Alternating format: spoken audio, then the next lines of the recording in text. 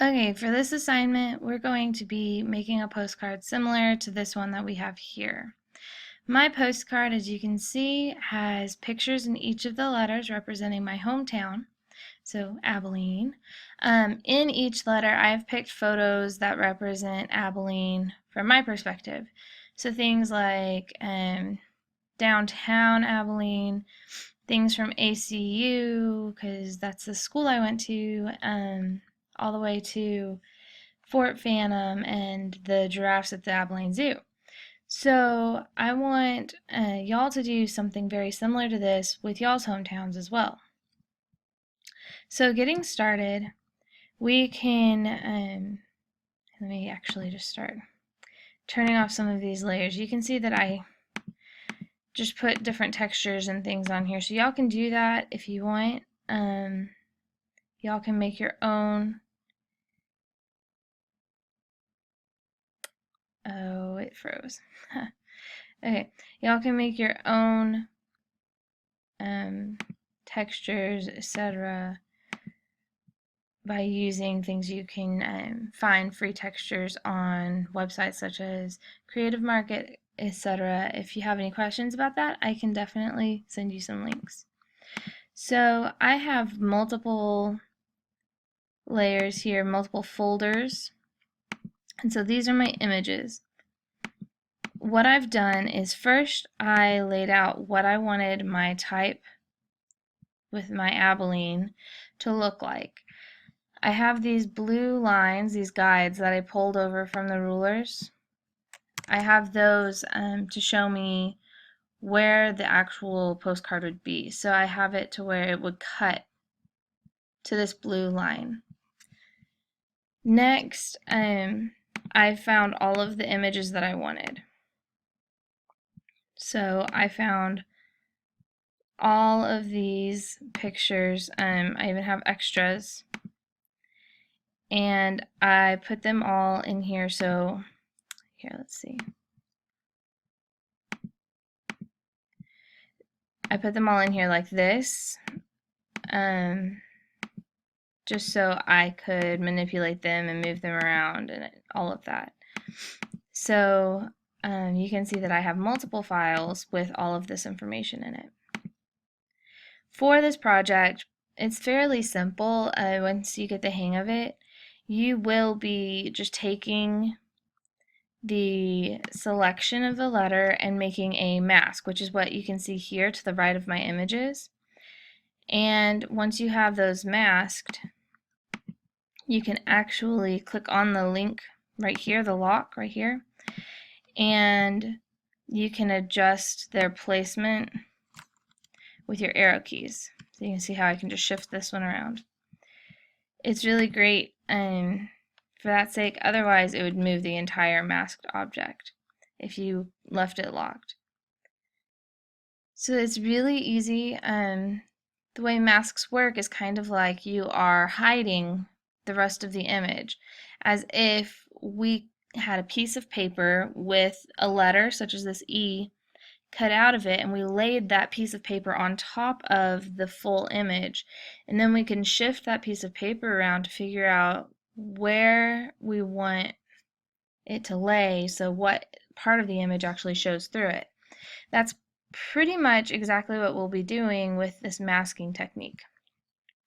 So let's get started real quick. Once I show you that one thing, I think y'all will be ready to go and do all of your letters.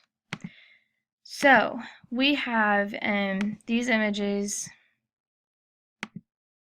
here, and let's just, I'll do a couple of these.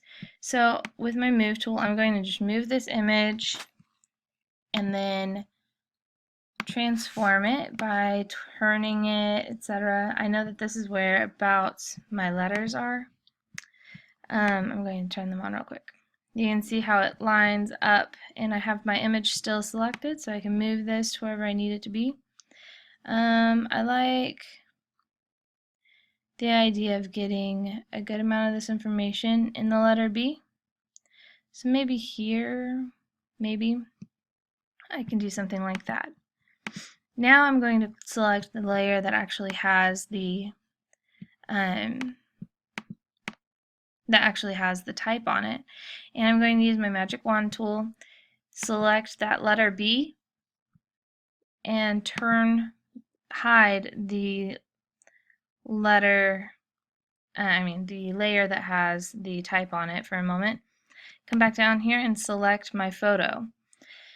While I have the photo selected in my layers panel, and then I also have the letter form selected with my marching ants, I'm able to come down here and actually click on the Add Layer Mask selection.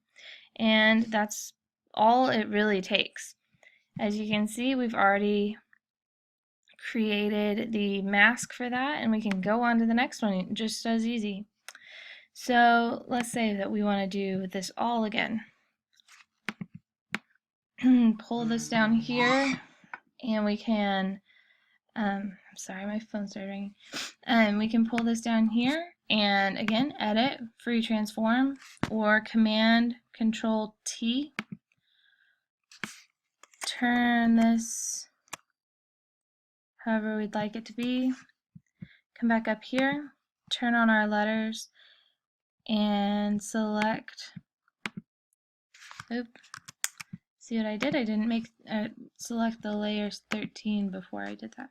Select our letter form, turn off the letter and go back to the photo, and mask it.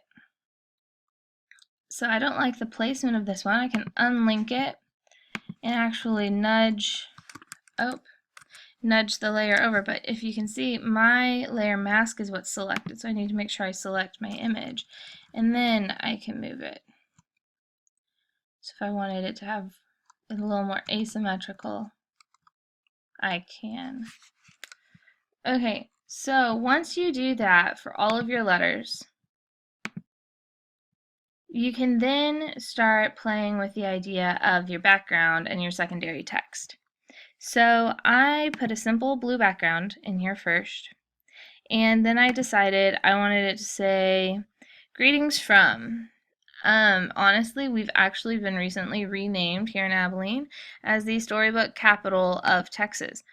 So if I wanted to, I could actually come in here and possibly and change this.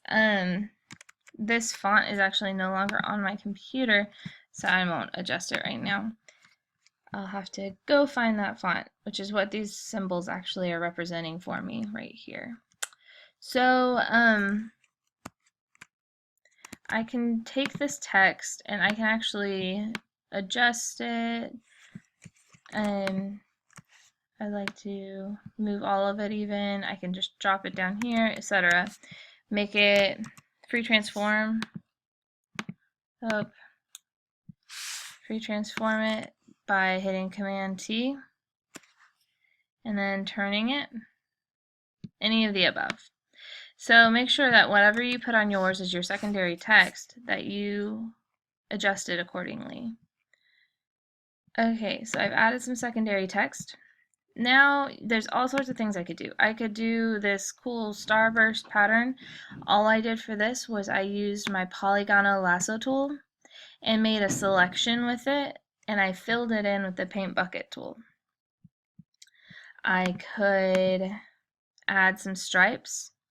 Very similarly with this striping pattern, I first did it vertically, made different stripes in these different colors, and then copied and pasted that pattern to fill up the entire background.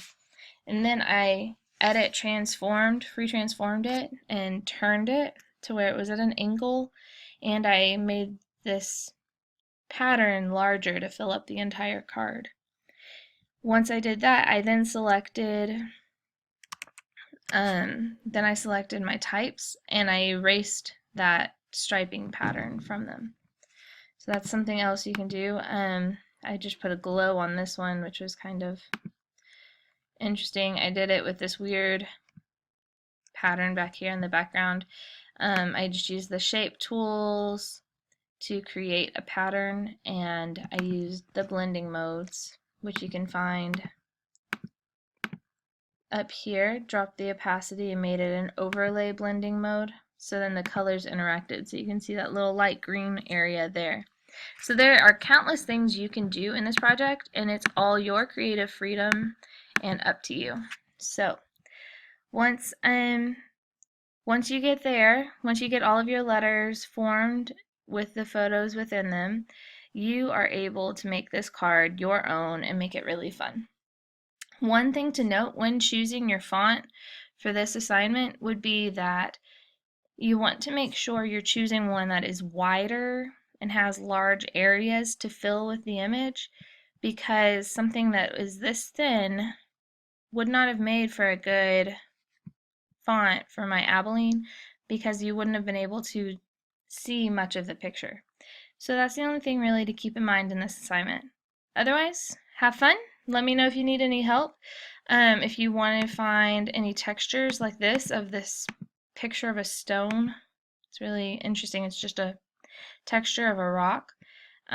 Things like that, let me know, or you can even Google free textures, graphic design, or for Photoshop, things like that, and you will find countless textures and patterns and fun things like that that you can actually implement into this assignment.